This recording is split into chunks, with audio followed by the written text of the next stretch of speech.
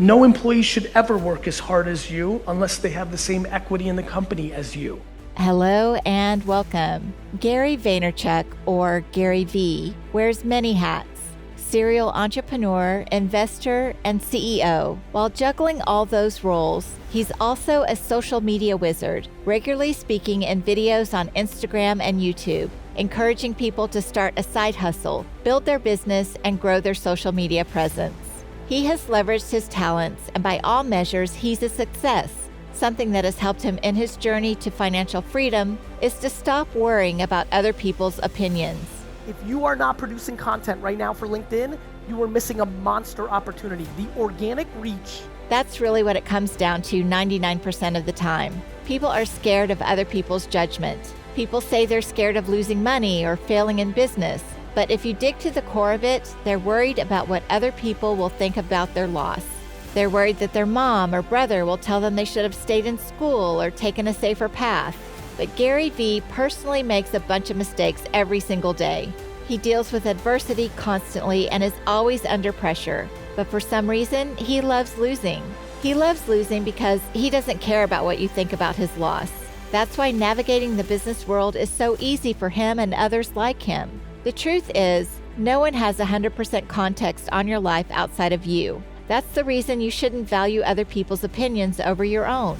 The reason he doesn't fear failure is because he doesn't have the same indicators of success as other people. I'm gonna give you another chance right now. It's happening right now. It's called LinkedIn.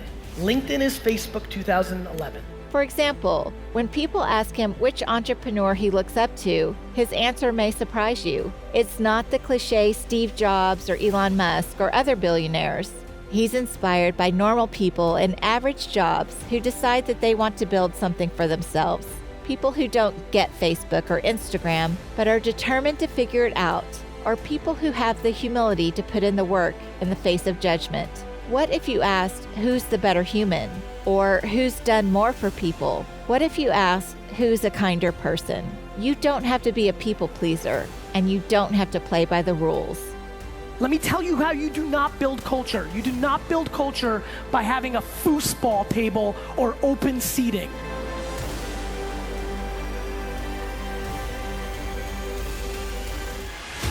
So I want to talk about employees for a minute. Culture.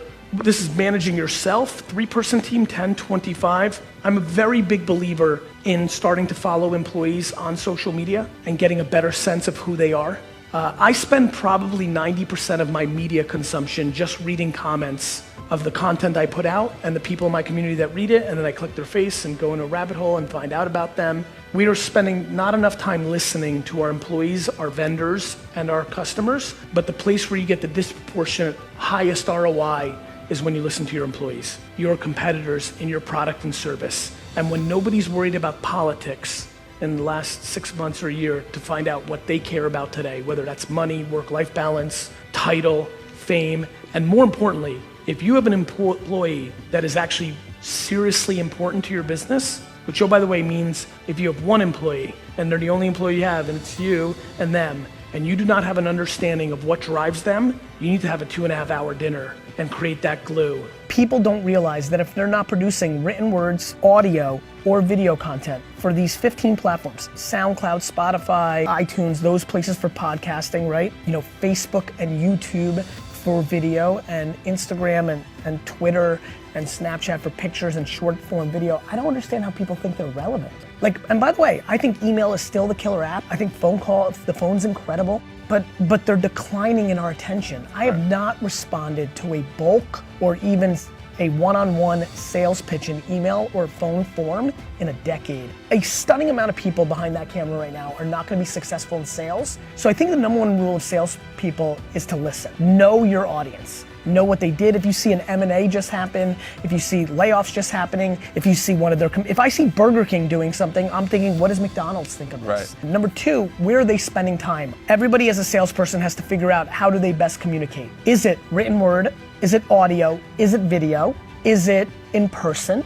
The most important thing for speed for your company and your service is your internal culture. The number 1 thing that will make your company go fast is continuity and lack of politics, which means We are on the dawn of the era where emotional intelligence is about to become the single most important trade. That skills through technology growth will continue on a daily basis to be commoditized. But your emotional capabilities to interact with others will become a very, very important trade. I highly recommend. How many people here have a company with more than 10 people? Raise your hand. I highly, highly, highly recommend that if you take anything away from my talk, fuck voice, fuck fucking arbitrage, take this one thing away from me.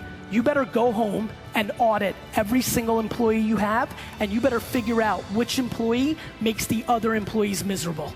You know, the platform was pretty much, for anybody that understands LinkedIn or has been around it, it was really something where people put up their, resumes. It was something that people really spammed each other on, right? LinkedIn became a place for all of us because all it was people emailing in bulk with no context. And then about 4 years ago, they made it more of a content play, and you started seeing a little bit more. And they had some influence on it, and I was on it, and it was fine. But over the last 18 to 24 months, it's been remarkable how much opportunity there is on LinkedIn. And if you're in this audience and you're doing B2B marketing and you do not have a LinkedIn content strategy, you're making a humongous mistake, because when you layer on top of it ads that allow you to target the titles of the occupations that you're trying to reach, if you make content on the internet as if you're the TV show, not the commercials in between the TV show, you will get disproportionate return on your investment.